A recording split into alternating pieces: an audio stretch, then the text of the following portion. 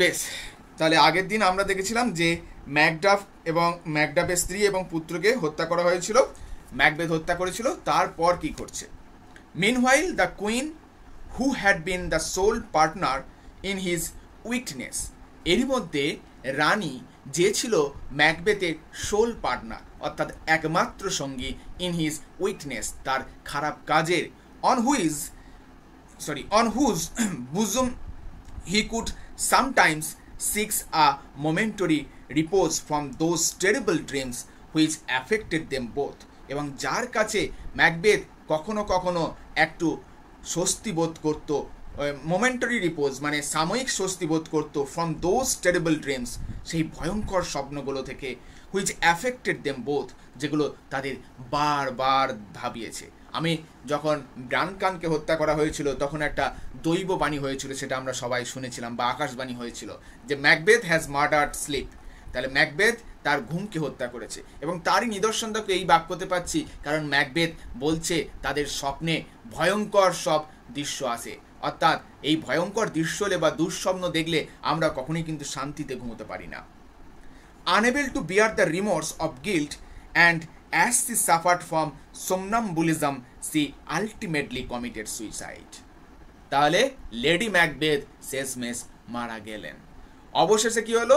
এই যে দিনের পর দিন দুঃস্বপ্ন, দিনের পর দিন ভয়ঙ্কর সব দৃশ্য চোখের সামনে যখন ভেসে উঠছে, এই অত্যাচার লেডি ম্যাকবেথ আর সহ্য করতে পারলো না। অবশেষে সে ভুগছিল সোমনাম্বুলিজমে। সোমনাম্বুলিজম জিনিসটা কি আমি একটু পরে বলছি।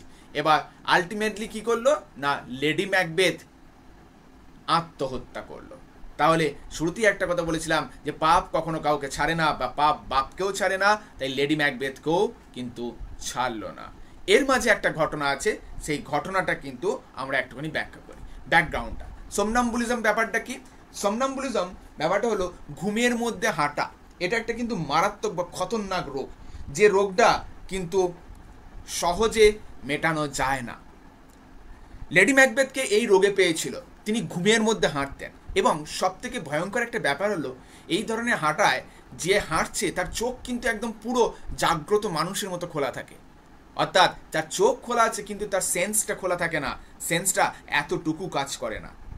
সে কি করছে না করছে সে কিচ্ছু জানে না, মানে সামনে দেখতে পাচ্ছে না, যা কিছু কাজ করছে সব কিন্তু স্বপ্নে, অর্থাৎ স্বপ্নে সে যা দেখছে সেটাই কিন্তু সে সামনে করছে, তার চোখ খোলা থাকলেও বাস্তবিক সেন্সটা তার মধ্যে থাকে না। এটা হচ্ছে সোমনাম্বুলিজম রোগ। এবার এইখানে যে ঘটনাটা আছে, এর ঘটনাটা কি না, লেডি ম্যাকবেথকে দেখতে একজন ডাক্তার আসছে, ঠিক আছে? ডাক্তার এসে যখন জানতে পারছে, মানে লেডি ম্যাকবেথের যিনি পার্সোনাল অ্যাটেন্ডেন্ট ছিলেন তিনি বলছেন যে আমি দেখেছি প্রভু বা মালকিন কি করছেন না, ঘুমের মধ্যে হাঁটাহাঁটি করেন। ডাক্তারবাবু বলছেন যে ঠিক কেমনভাবে কি করে না করে আমাকে একটু ডিটেলসে বলতে পারবে? তো ওই যে পার্সোনাল অ্যাসিস্ট্যান্ট সে বলছে যে লেডি ম্যাকবেথ এইভাবে একটা হাতে বাতি নিয়ে অন্ধকারের মধ্যে হেঁটে বেড়ান এবং বিড়বিড় করে অনেক কিছু কথা বলেন। তখন ডাক্তার জিজ্ঞেস করছে, আচ্ছা বিড়বিড় করে কি বলেন আমাকে বলতে পারবে? কারণ ডাক্তার ব্যাকগ্রাউন্ডটা জানতে চাইছে, কি থেকে এই রোগটা হচ্ছে বা কি এমন স্বপ্ন তিনি দেখছেন যে তিনি হেঁটে বেড়াচ্ছেন। তখন পার্সোনাল অ্যাটেন্ডেন্স বলছে যে না, লেডি ম্যাকবেথ যা যা বলেন আমি সেটা আপনাকে বলতে পারবো না, একান্তই গোপন কথা। লেডি ম্যাকবেথ কি বলেন? লেডি ম্যাকবেথ তাদের যে ব্যাক, তাদের যে পাস্ট, সেটাকে নিয়ে বারবার আফসোস করে, কিভাবে ডানকানকে হত্যা করেছে, ডানকানকে হত্যা করা তাদের পাপ হয়েছে, ম্যাকবেথ কিভাবে ভুল পথে রাজা হয়েছে, এই সমস্ত কথাগুলো কিন্তু বারবার ঘুমের মধ্যে লেডি ম্যাকবেথ বলতে থাকে আর হাঁটতে থাকে। তাই পার্সোনাল অ্যাটেন্ডেন্স কথাগুলো বলছে না। এবার ডাক্তার এবং পার্সোনাল অ্যাটেন্ডেন্সের মধ্যে যখন কথা হচ্ছে, ঠিক সেই সময়ই লেডি ম্যাকবেথ একটা মোমবাতি হাতে করে নিয়ে বাইরের দিকে বেরিয়ে আসছে। লেডি ম্যাকবেথ কন্টিনিউয়াস হেঁটে যাচ্ছে, ডাক্তার 2-3 বার তার সামনে যাচ্ছে, লেডি ম্যাকবেথে কিন্তু কোনো হেতকেত নাই। এবং তখন ডাক্তার শুনতে পাচ্ছে লেডি ম্যাকবেথ বলছে এই ব্যাপারগুলো কি কি ঘটেছে। তখন ডাক্তার ক্লিয়ার হয়ে যাচ্ছে এ রোগ সারানোর নয়। তখন ডাক্তার বাইরে বেরিয়ে আসছে, এবং ডাক্তার পরের দিন যখন বেরিয়ে যাচ্ছেন তখন ম্যাকবেথ তাকে দেখে জিজ্ঞেস করছে, কি ডাক্তার, এই রোগ কি সারানো যাবে, মানে এই রোগ কবে সারবে? ডাক্তার উত্তর দিচ্ছে যে এ রোগ সারানো যাবে না মহারাজা, কারণ এ রোগ শারীরিক নয়, এ রোগ মানসিক রোগ। তখন ম্যাকবেথ একটা আক্ষেপের সঙ্গে কথা বলছে তুমি কেমন ডাক্তার হে, তুমি কেমন ডাক্তার হে? ডাক্তারদের দায়িত্ব কি কেবল শারীরিক রোগ সারানো? তারা কি মানসিক রোগ সারাতে পারে না? তুমি কেমন ডাক্তার, একটা ওষুধ বলো না যার দ্বারা এই মনের রোগকে সারানো যায়। মানে ম্যাকবেথ নিজের মনের রোগটাকেও যেন সারাতে চাইছে ওই ডাক্তারের কাছে। তাই এরই মধ্যে যখন এই সমস্ত ঘটনাক্রম চলছে, ডাক্তার চলে যাচ্ছে, তার পরের দিনই লেডি ম্যাকবেথ আত্মহত্যা করছে।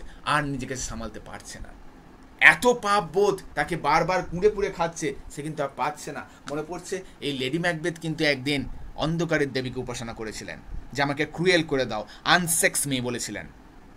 তাহলে সেই লেডি ম্যাকবেথই কিন্তু আর পাচ্ছে না। যতই হোক মেয়ের মন বা নারীর মন কিন্তু কোমল হয়, এত সহজে কলুষিত হয়ে সেই নারী মন থাকতে পারে না। এরপরে কি হচ্ছে দেখা যাক। Macbeth was left alone. Lady Macbeth মারা গেল, এবার তো ম্যাকবেথ একা, আর তো তার কেউ নেই। তাহলে ম্যাকবেথের তার সন্তান হলো না। তাহলে প্রফেসিটা কিন্তু সত্যিই সত্য হচ্ছে, ম্যাকবেথের সন্তান আর হলো না। লেডি ম্যাকবেথ মারা গেল, এখন ম্যাকবেথ একা। He grew careless of life and longed for death. এবার ম্যাকবেথ নিজের সম্বন্ধে বা জীবন সম্বন্ধে কেয়ারলেস হয়ে পড়লো, অ্যান্ড লংড ফর ডেথ, এবং যেন মৃত্যুকে আহ্বান করলো, আসুক মৃত্যু, এসো মৃত্যু, দেখি তোমার কত ক্ষমতা, আমাকে নিয়ে চলো। দেখো, একটা সিংহ তো ভয়ঙ্কর বটেই, বাট একটা আহত সিংহ আরও বেশি ভয়ঙ্কর।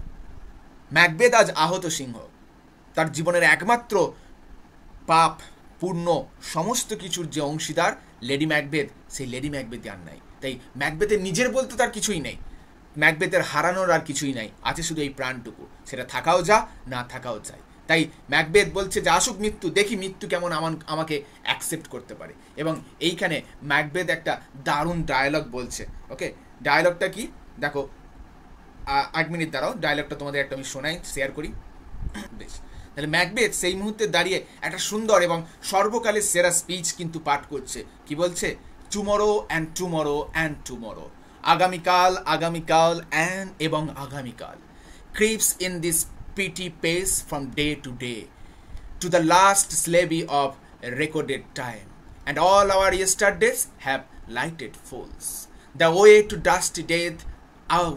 Out, brave candle, life is but a walking shadow, a poor flare that starts and farts his hour upon the stage, and then it heard no more. It is a tale told by an idiot, full of sound and fury, signifying nothing. এর অর্থটা কি বলি?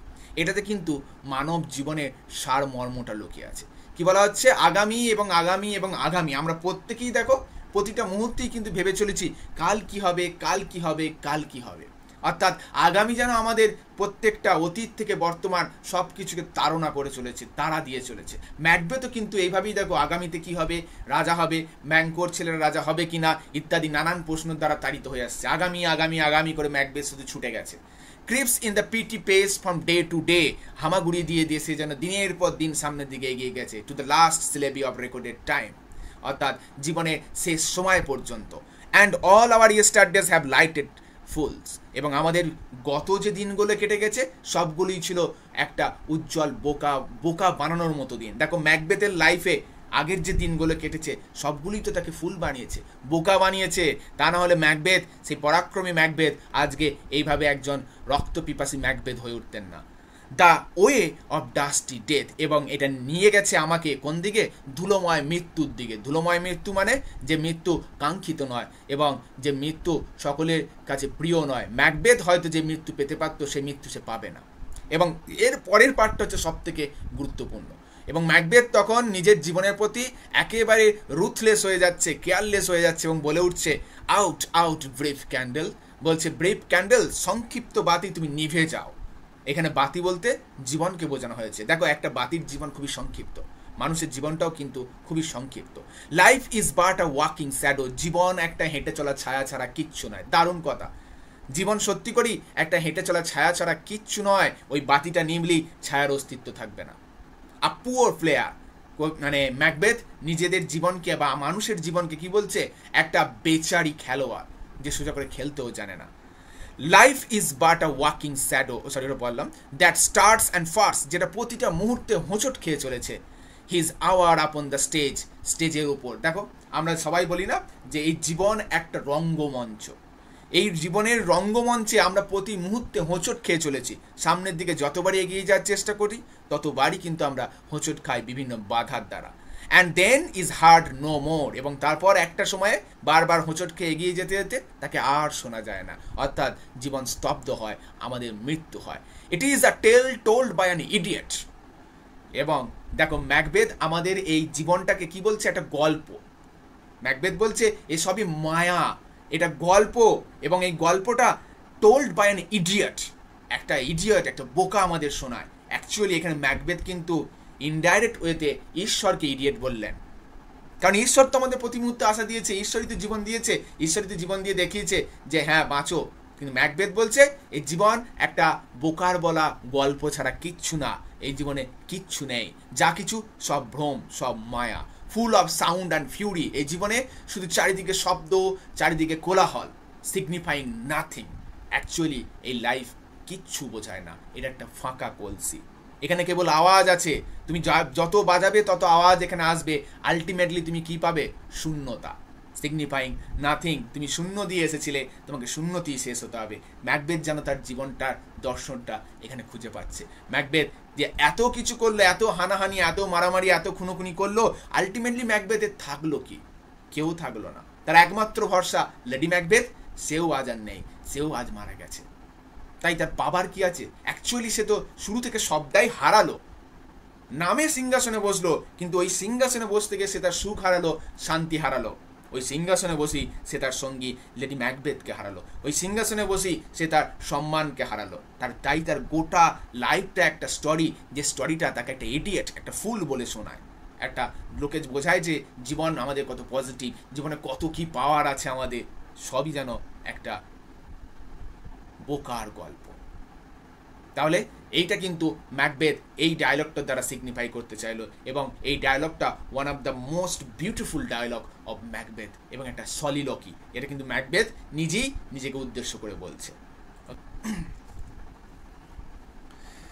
The new approach of Malcolm's army roused in him what remained of his ancient courage, and he was determined to die with armor. এইবার Macbeth স্থির করলো যে আমি আর কাপুরুষের মতো এখানে থাকবো না, I will die with the armour, অর্থাৎ যুদ্ধের পোশাক পরে আমি মৃত্যুবরণ করবো, যদি আমাকে মৃত্যুবরণ করতেই হয়।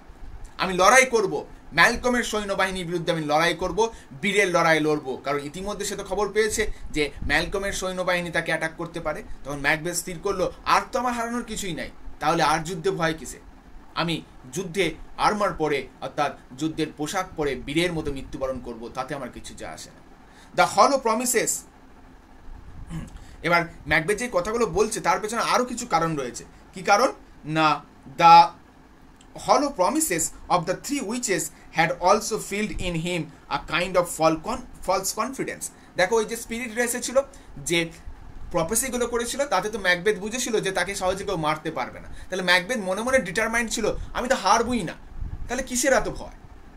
তাহলে এটাও কিন্তু ম্যাকবেথকে একটা সাহস যোগাচ্ছিল, এবং সে ভাবছিল যে প্রফেসিস অফ দ্য স্পিরিট, অর্থাৎ যে আত্মারা যে প্রফেসিগুলো করেছিল, that no one born of a woman's womb could kill him, অর্থাৎ মহিলার গর্ভ থেকে জন্ম হয়নি এমন কেউ তো এই দুনিয়ায় নাই, এবং মহিলার গর্ভ থেকে জন্ম না হওয়া সন্তান তাকে হত্যা করবে। এই কথাটা ভেবে সে একটু গর্বিত হচ্ছিল এবং একটু সাহস পাচ্ছিল যে এই দুনিয়ায় মহিলার গর্ভ থেকে স্বাভাবিকভাবে জন্ম হয়নি এমন সন্তান কেউ নেই, তাই আমাকে মারতেও কেউ পারবে না। He also believed in the soothsaying that he could never be vanquished, সে এটাও বিশ্বাস করেছিল, সুথসেইং মানে বলতে পারো দৈবজ্ঞগিরি, অর্থাৎ যে ভবিষ্যৎবাণী, ওই যে স্পিরিটের যে ভবিষ্যৎবাণী করেছিল সেই ভবিষ্যৎবাণীতে বিশ্বাস করেছিল যে he could never be vanquished, তাকে সিংহাসনচ্যুত করা যাবে না, until Birnam wood come to Dunsinane, যতক্ষণ না বিরনাম ফরেস্টার ডান্সিন্যান্সের দিকে এগিয়ে আসছে।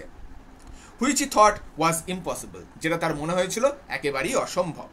So he shut himself up in his own castle, সুতরাং তিনি তার নিজের দুর্গে নিজেকে বন্দি করলেন। Which was thought to be absolutely impregnable, যেটাকে ভাবা হয় বা যে দুর্গটাকে ভাবা হয় ইমপ্রেগনেবল বা দুর্ভেদ্য, অর্থাৎ বহিঃশত্রুরা এখানে আক্রমণ করতে পারে না। And waited for Malcolm to invent it, এবং অপেক্ষা করতে লাগলেন ম্যালকম কখন এটাকে আক্রমণ করবে। ইনভেড মানে আক্রমণ করা, ঠিক আছে। অর্থাৎ ম্যাকবেথ স্থির করলো যে আমি যুদ্ধের পোশাক পরিধান করব এবং যুদ্ধে নামবো। তাছাড়াও আমার কাছে তো সমস্ত পজিটিভিটি রয়েছে, আমি জানি আমাকে কেউই হত্যা করতে পারবে না যার জন্ম সাধারণভাবে মায়ের গর্ভ থেকে হয়েছে। আমি জানি আমাকে কেউ সিংহাসনচ্যুত করতে পারবে না যতক্ষণ না বিন্নাম ফরেস্ট ড্যান্সিনান্সিলের দিকে এগিয়ে আসে। তাহলে আমার কিসের ভয়? আমার কাছে এক দুর্ভেদ্য দুর্গ আছে, এই দুর্ভেদ্য দুর্গের ভেতর আমি নিজেকে রাখবো এবং ওয়েট করতে থাকবো ম্যালকম যতক্ষণ না এই দুর্গ আক্রমণ করতে আসছে। তাহলে এই দুর্গতে সহজে ম্যালকম প্রবেশ করতে পারবে না, আমি এখানেই থাকবো। তাহলে এই কথাটা বলে আমাদের এই প্যারাটা শেষ হচ্ছে। এরপরে আসছে আমাদের পরবর্তী প্যারা। ফাইনালি এবার শেষের দিকে আসছি। সব শেষে বা পরিশেষে আ ডে কেম, একটা দিন এলো, when a messenger approached him, যখন একটা বার্তাবাহক তার দিকে অর্থাৎ ম্যাকবেথের দিকে এগিয়ে এলো, পেল অ্যান্ড ট্রেম্বলিং উইথ ফিয়ার, যে ছিল একেবারে রক্তশূন্য মানে বিবর্ণ, অ্যান্ড ট্রেম্বলিং উইথ ফিয়ার, সে যেন ভয়ে কাঁপছিল। এইবার সে এসে কি বলছে?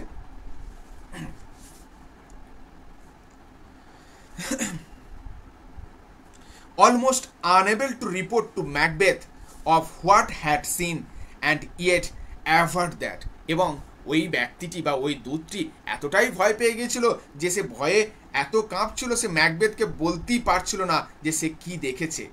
অ্যান্ড ইয়েট অ্যাভার্ড দ্যাট, তবুও সে বলল, অ্যাভার্ড মানে হচ্ছে বলা, হ্যাঁ, that as he stood on the hill, যখন সে পাহাড়ের উপর দাঁড়িয়েছিল, ফর হিজ ওয়াচ, তার পরিদর্শনের জন্য, কারণ ওই যে মেসেঞ্জার তার দায়িত্ব হচ্ছে কি চারপাশে কি ঘটছে না ঘটছে উপর থেকে নজর রাখা, basically he is a watchman বলতে পারো। He chanced to see the Binnam and perceived the woods to be moving, এবং সে দেখে তার মনে হয়েছে যে বিন্নাম ফরেস্ট যেন নড়াচড়া করছে।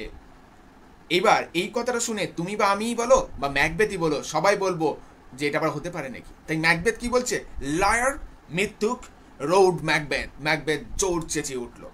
ইফ ইউ স্পিক ফলস, যদি তুমি মিথ্যা কথা বলো, ইউ উইল বি হ্যাংড, তোমাকে ঝুলিয়ে দেওয়া হবে, alive, জীবন্ত অবস্থায়, upon the next tree till famine ends your life, ওই যে পাশের গাছটা রয়েছে ওই গাছটায় তোমাকে জীবন্ত অবস্থায় ঝুলিয়ে দেওয়া হবে যতক্ষণ না ফ্যামাইন মানে ক্ষুধা বা খিদে তোমাকে তোমার জীবনটাকে শেষ করে। অর্থাৎ ওই গাছে ঝুলিয়ে রেখে তোমাকে এমনি মারা হবে না, তোমাকে তিলে মারবো আমি যদি তোমার এই কথাটা মিথ্যা হয়।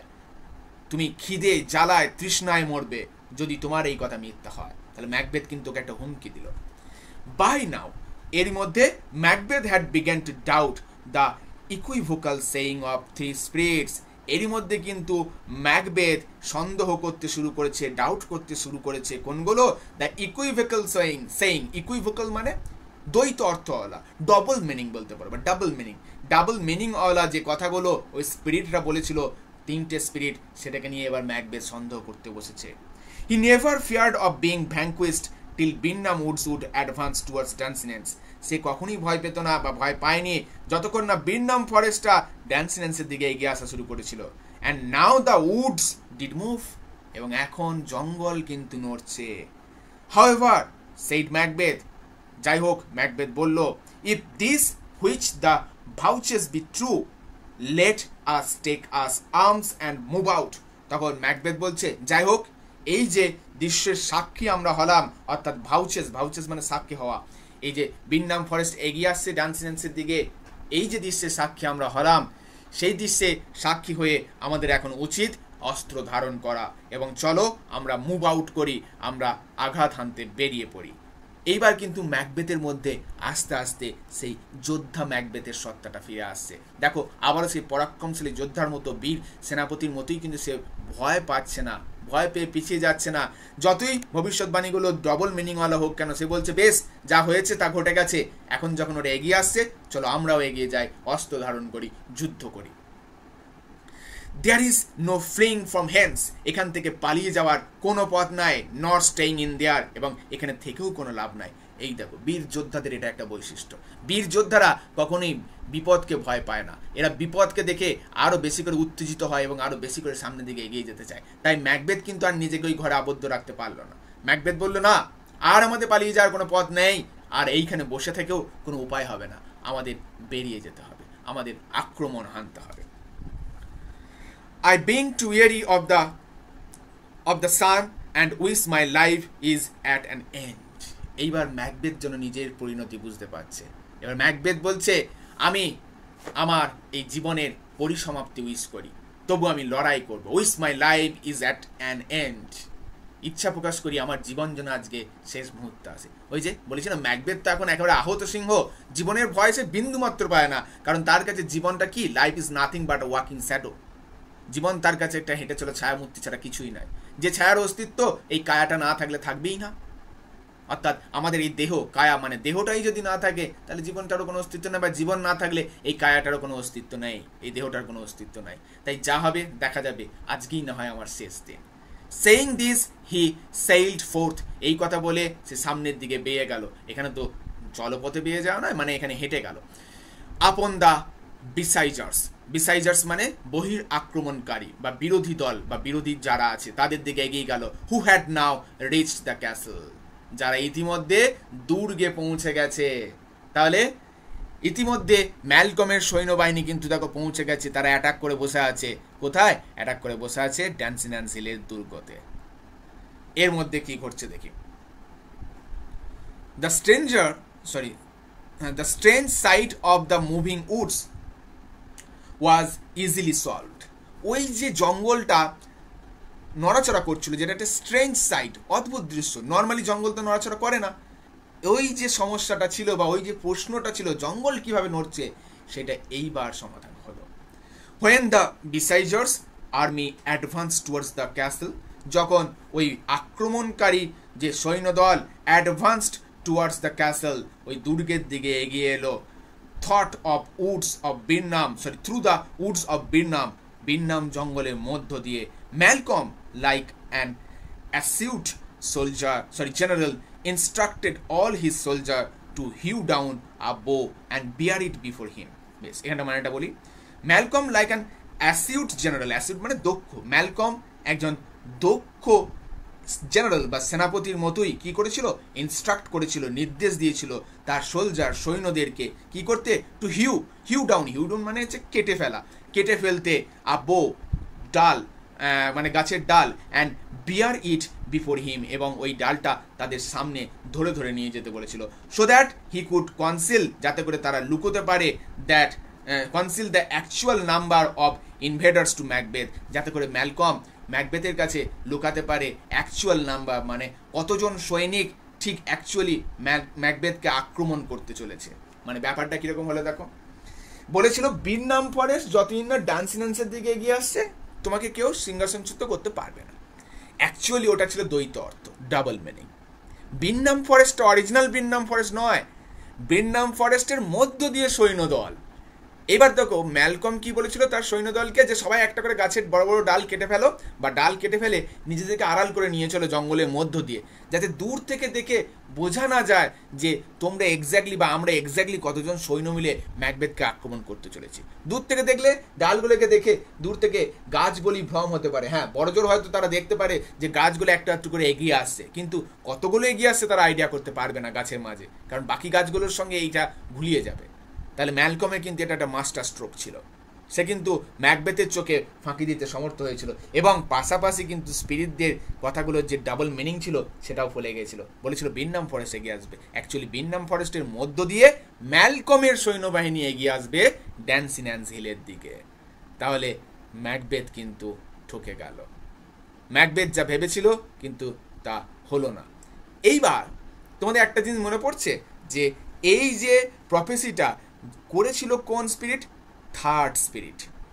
এবং আবার একবার মনে করে দেখো, থার্ড স্পিরিটের হাতে কিন্তু একটা গাছের ছোট ডাল ছিল। কি মনে পড়ছে? গাছের একটা ছোট ডাল ছিল না? তাহলে গাছের ডাল নিয়ে কিন্তু কেউ এগিয়ে আসতে পারে।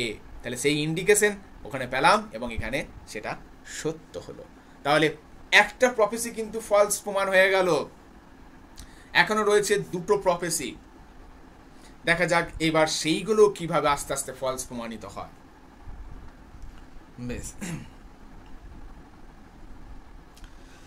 This marching of soldiers with bows in their hands had appeared from a distance, like moving woods, and the messenger was evidently frightened. তাহলে এই যে সৈন্যদলের বাহিনী বা সৈন্যবাহিনী তারা আস্তে আস্তে এগিয়ে আসতে লাগলো গাছের ডাল নিয়ে, যেন মনে হচ্ছিল জঙ্গলটা এগিয়ে আসছিল, এবং এটা দেখে মেসেঞ্জার বা ওই যে বার্তাবাহক যে সে ম্যাকবেথকে খবর দিয়েছিল সে ভয় পেয়ে গিয়েছিল। Thus the woods of the spirits brought to pass in a sense different from that in which Macbeth understood, and so he lost his confidence. সুতরাং এইভাবেই স্পিরিটদের বলা বিন্নাম ফরেস্ট এগিয়ে এলো ইন আ ডিফারেন্ট ওয়ে, অন্য আরেকভাবে, যেমনটা ম্যাকবেথ বুঝেছিল তার থেকে আলাদাভাবে, এবং এর ফলে ম্যাকবেথ তার কনফিডেন্স হারিয়ে ফেললো। মনে করে দেখো, ম্যাকবেথ একটাকে ফুললি কনফিডেন্ট ছিল যে হ্যাঁ, আমাকে কেউ সিংহাসনচ্যুত করতে পারবে না, জঙ্গল তো নিজে নিজে হাঁটতেই পারে না। কিন্তু আজ যখন দেখলো না, ওটা আসলে অন্য অর্থ, জঙ্গল নয়, জঙ্গলের ভেতরে সৈন্যবাহিনী এগিয়ে আসবে, সেটা যখন সে বুঝতে পারলো এইবার, তখন কিন্তু তার মনে হলো আচ্ছা তাহলে বাকিগুলো তো ফলস হতে পারে। তখন এইটা ভেবে সে তার কিন্তু কনফিডেন্স হারিয়ে ফেলছে, আস্তে আস্তে তার কনফিডেন্স লস্ট হয়ে যাচ্ছে। এরপরে কি হচ্ছে দেখি। A fair skirmish took place in which Macbeth slaughtered all those who challenged him. তাহলে ফেয়ার স্ক্রিমিশ মানে হচ্ছে দাঙ্গা, ফিয়ার্স একটা হিংস্র দাঙ্গা তাদের মধ্যে বাঁধলো, এবং সেই দাঙ্গায় যারাই ম্যাকবেথের সামনে এলো, ম্যাকবেথ সকলকে একেবারে নৃশংসভাবে হত্যা করে দিল। আনটিল হি ফেসড ম্যাকডাফ, যতক্ষণ না সে ম্যাকডাফের সম্মুখীন হচ্ছিল। অর্থাৎ ম্যাকডাফের সম্মুখীন হওয়ার আগে পর্যন্ত সে সকলকে কিন্তু যেই সামনে এসে পরাক্রমতার সঙ্গে হত্যা করেছে। কারণ শুরুতেই আমরা দেখেছি ম্যাকবেথ তার গ্রেট ভ্যালোরের জন্য বিখ্যাত, একজন গ্রেট জেনারেল, সে বিখ্যাত যোদ্ধা। তাই ম্যাকবেথ যখন তার ফর্মে থাকে, ম্যাকবেথের মনে যখন কোনো প্রকার ভয় থাকে না, ম্যাকবেথের সামনে কেউ টিকতে পারে না, সকলেই যেন ধূলিকণা। কিন্তু ম্যাকডাফের সামনে যে ম্যাকবেথ পড়লো, ম্যাকবেথ তখনই কি হচ্ছে, রিমেম্বারিং দ্য কশন, ম্যাকবেথের সেই সতর্কবাণী মনে পড়ে যাচ্ছে। প্রথম স্পিরিট সতর্ক করেছিল কি না, of the spirit who had counselled him to stay away from the thane of Fife, যে বলেছিল থেন অফ ফিপির থেকে বা ম্যাকডাফের থেকে দূরে থাকো। যেই ম্যাকডাফ সামনে এলো, ম্যাকবেথের ওই কথাটা মনে পড়ে যাচ্ছে। He would have turn back, এবার ম্যাকবেথ তখন চাইলো ম্যাকডাফের থেকে দূরে চলে যেতে, সে ঘুরে পড়ছে, যেই ম্যাকডাফের সম্মুখীন হচ্ছে ম্যাকবেথ ঘুরে পড়ছে, ওর সম্মুখীন হতে চাইছে না।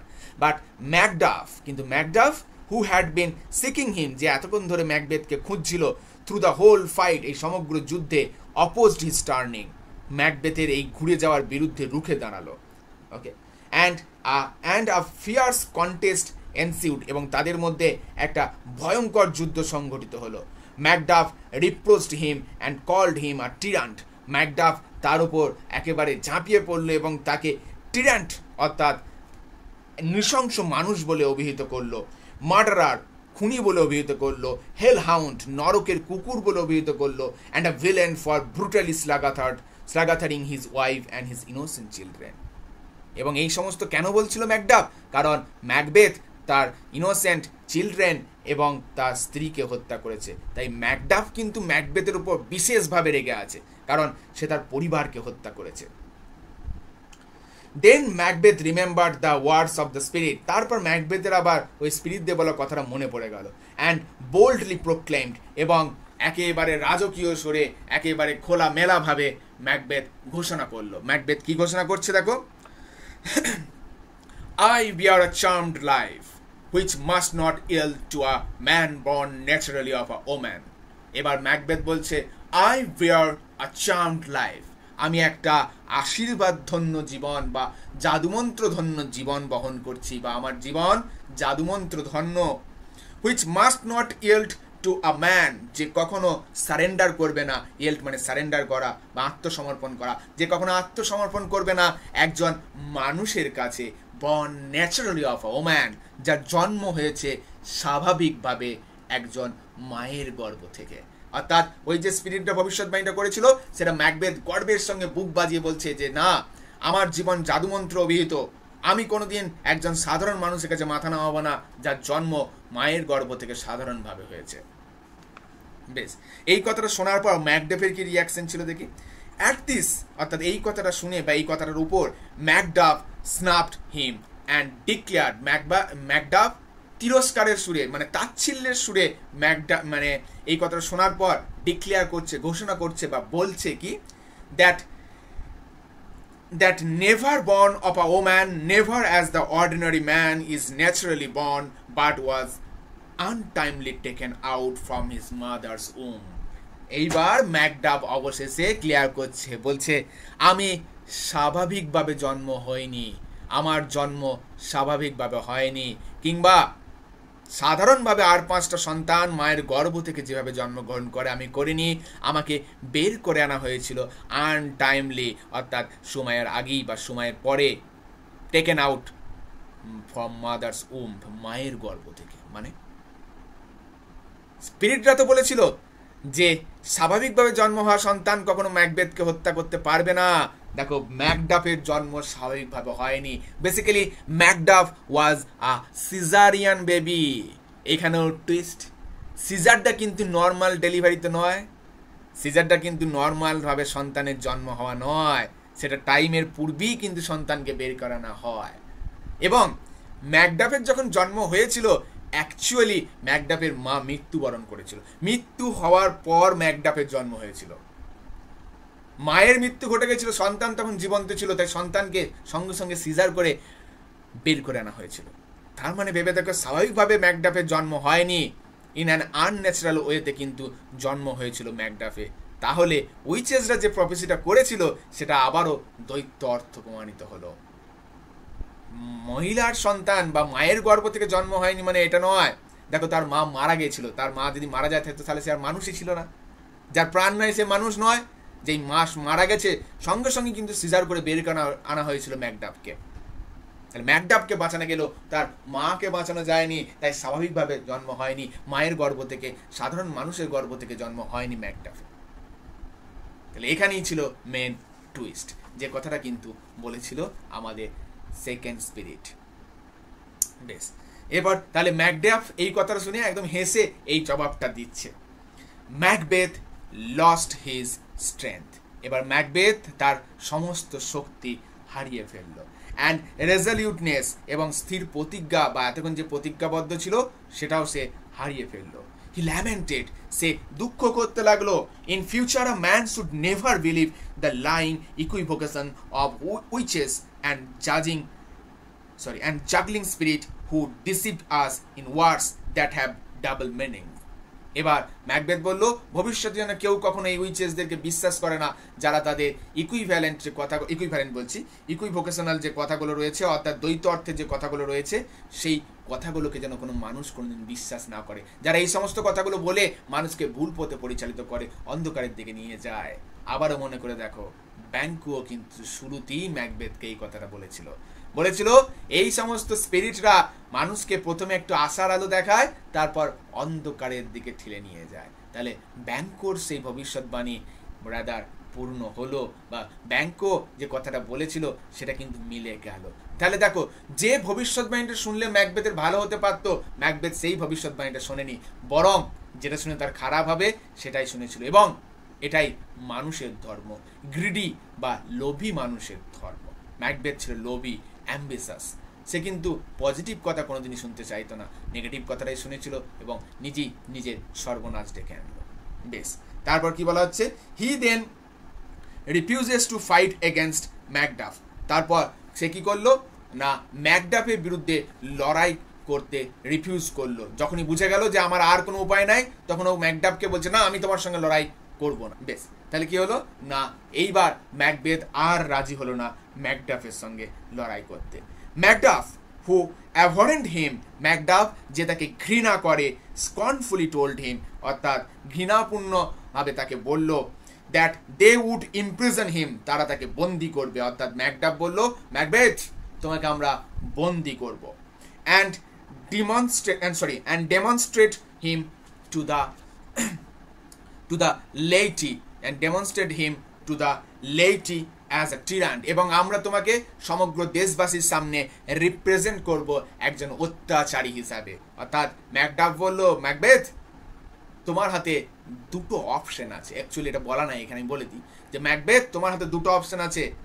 ওয়ান, তোমাকে আমরা বন্দি করব, তোমাকে আমরা অ্যাজ আ টিরান্ট সমগ্র রাজ্যের সামনে প্রেজেন্ট করব, সমগ্র দেশের সামনে তোমাকে প্রেজেন্ট করব, লোকের সামনে তোমাকে নীচ বলে প্রমাণ করব। আইদার, এটার সঙ্গে তোমার হাতে আর একটা অপশন আছে, তুমি মৃত্যুবরণ করতে পারো। এবার তুমি বেছে নাও তুমি কোনটা করবে। এই কথাটা শুনে ম্যাকবেথ কি বলছে দেখো, quite like the way monster are displayed, sorry তারপরে কি বলছে ম্যাকবেথ কি বলছে, নেভার সেইড ম্যাকবেথ। ম্যাকবেথ বলল নেভার। আবার সেই পরাক্রমশালী যোদ্ধা ম্যাকবেথের স্পিচ এবার ফিরে আসছে। সেই শুরুর সেই যোদ্ধা ম্যাকবেথ, জেনারেল ম্যাকবেথকে আমরা খুঁজে পাবো এই কথাটার মধ্যে। দেখো কতটা দৃঢ়, নিশ্চিত মৃত্যু জেনেও লোকে তো চায় মৃত্যুর হাত থেকে বাঁচতে, তাতে একটু আধটু সম্মান যায়, যাক কেন, তাতে কি আসে যায়, প্রাণে তো বেঁচে থাকা যায়। কিন্তু না, ম্যাকবেথের শরীরে তো বইছে সেই যোদ্ধার রক্ত। যোদ্ধারা কখনো হার মানে না, যোদ্ধারা জীবন দিয়ে দেবে, তবু কারো দাস হয়ে থাকবে না। তাই ম্যাকবেথ কিন্তু বলেছিল নেভার সেইড ম্যাকবেথ। ম্যাকবেথ বলেছিল কখনো না। I will not live to kiss the ground before young Malcolm spate. আমি কখনো জীবন্ত থাকবো না ওই ইয়ং ম্যালকম, আমার থেকে জুনিয়র ম্যালকমের সামনে এই ভূমিকে চুম্বন করতে, অর্থাৎ ম্যালকমের দাসত্ব স্বীকার করতে। আমি কারো দাস হতে পারবো না। His valiance returned with despair, and he threw upon Macduff, who after a vicious struggle overpowered aim and severed his head. এবার এই কথাটা বলে কি করছে না, হিজ ভ্যালিয়েন্স অর্থাৎ তার বীরত্ব, রিটার্ন তার মধ্যে আবার ফিরে এলো। দেখো ম্যাকবেথের কথাটার মধ্যেই আমরা দেখতে পাচ্ছি ম্যাকবেথের মধ্যে সেই বীরত্ব ফিরে এলো, যে কনফিডেন্স ম্যাকবেথ হারিয়ে ফেলেছিল, এবার আস্তে আস্তে ফিরে আসছে। হ্যাঁ, মনে রাখবে সেই কনফিডেন্স আর পুরো দমে কোনোদিন ফিরে পাবে না, কারণ একবার তার মনে খোঁচা লেগে গেছে। তাই আবার সেই সাহস জুগিয়ে সে কি করছে, ঝাঁপিয়ে পড়ছে কার ওপর, ম্যাকডাফের ওপর। এবং অবশেষে আফটার আ ভিসিয়াস স্ট্রাগল, একটা বেদনাদায়ক যন্ত্রণাদায়ক পরিশ্রম করার পর ওভার পাওয়ার্ড, সে দমিত হলো, অর্থাৎ ম্যাকডাফ তাকে পরাস্ত করলো। অ্যান্ড সিভার্ড হিজ হেড, এবং ছিন্ন করল ম্যাকবেথের মস্তক। তাহলে অবশেষে ম্যাকবেথের মৃত্যু ঘটল। কিন্তু মনে রেখো, এবারও সেই মৃত্যুটা কিন্তু বীরের মৃত্যু, কাপুরুষের মৃত্যু নয়। ম্যাকবেথ সেদিনও কাপুরুষ ছিল না, আজও কাপুরুষ নয়। গল্পের হিরো ম্যাকবেথকে আবার শেষে গিয়ে আমরা ফিরে পাচ্ছি। তাহলে transformation, hero to villain to again hero. এবং বলেছিলাম ট্র্যাজেডি ড্রামার বা ট্র্যাজেডি যে কোনো কিছুর একটাই বৈশিষ্ট্য, যে পতন যখন সেখানে নিজের কারণে ঘটে, দ্যাট ইজ কল হ্যামারসিয়া। ওকে, যেখানে বক্তা বা মেন ক্যারেক্টার নিজের পতনের জন্য নিজেই দায়ী। এখানে হ্যামারসিয়া ঘটেছে, it's a tragedy of hamartia. নিজের দোষে নিজে ম্যাকবেথ নিজের পতন ডেকে এনেছে। কিন্তু তবুও শেষে গিয়ে ম্যাকবেথের প্রতি আমাদের একটু সিম্প্যাথি হচ্ছে এবং আমাদের মনে জেগে উঠছে, না, ম্যাকবেথ তো সত্যিই বীর যোদ্ধা ছিল। সময় তার খারাপ গেছে, তিনি কিছু ভুল পথ অবলম্বন করে ফেলেছিলেন সার্কামস্ট্যান্সেস এবং টাইমের কারণে। পরিস্থিতি এবং সময় তাকে খারাপ বানিয়েছে, অ্যাকচুয়ালি তিনি খারাপ নন। তাই শেষ বেলাতে এসে যখন তাকে অপশন দেওয়া হচ্ছে, বেছে নাও, তুমি তোমার প্রাণ বাঁচাতে চাও এবং সকলের সামনে নিজেকে টিরান্ট হিসেবে প্রেজেন্ট করতে চাও, তোমাকে দেখানো হবে অ্যাজ আ সার্কাসে যেমন জন্তুদের দেখানো হয়, তোমাকে সকল দেশবাসীর সামনে ঘুরিয়ে ঘুরিয়ে দেখানো হবে, তোমাকে অপমান করাবে, তুমি এটা বেছে নেবে নাকি মৃত্যুকে বেছে নেবে। তখন ম্যাকবেথ কিন্তু একবারে হেজিটেট করেনি, তখন ডাইরেক্টলি সে বলেছিল নেভার, আমি কখনোই কিন্তু ম্যালকমের সামনে মাথা নত করে ভূমিতে চুম্বন করব না, অর্থাৎ আমি কারো দাসত্ব স্বীকার করব না। আমি দাস হতে এখানে আসিনি। আমি সেদিনও রাজা ছিলাম নিজের ছন্দে, রাজা হয়েছি, আজ রাজার মতোই মৃত্যুবরণ করব। রাজা কখনো দাসত্ব স্বীকার করে না। ম্যাকবেথের শেষ স্পিচটা ছিল আসল রাজার স্পিচ। একটা রাজার বা কিংয়ের যে পরাক্রমশীলতা থাকা দরকার, সেটা কিন্তু এইবার শেষ দেখা গিয়েছিল ম্যাকবেথের মধ্যে। কিন্তু সময়, ভাগ্য সেটাকে আর বাড়তে দিল না। অবশেষে ম্যাকডাফ যুদ্ধে পরাস্ত করছে ম্যাকবেথকে এবং শিরচ্ছেদ করছে ম্যাকবেথের মুন্ডটা। এরপর কি করছে, ম্যাকডাফ নিয়ে যাচ্ছে ম্যালকমের কাছে এবং ম্যালকমের পায়ের সামনে নামিয়ে রাখছে। এবং এরপরে সিনটা দেখা যাচ্ছে, শেষটায় ম্যালকম শপথ গ্রহণ করছে পরবর্তী রাজা হিসাবে স্কটল্যান্ডে। এবং আমাদের গল্প এখানেই শেষ হচ্ছে। তাহলে ম্যালকম পুনরায় রাজা হলো এবং মনে করে দেখো, যা কিছু ফাউল ছিল আবার ফেয়ার হলো ম্যাকবেথের মৃত্যুর মধ্য দিয়ে। তাহলে ফেয়ার দিয়ে শুরু হয়েছিল, মাঝখানে ম্যাকবেথ পুরো জিনিসটাকে ফাউল করে তুলেছিল, এবং আবার ম্যাকবেথের মৃত্যুর মধ্য দিয়ে নতুন করে সুশাসনের প্রতিষ্ঠা হলো, অর্থাৎ আবারও ফেয়ার ফিরে এলো। তাহলে সেই যে গান যেটা প্রথমে শুনেছিলে সেটা সম্পূর্ণরূপে সত্য প্রমাণিত হলো।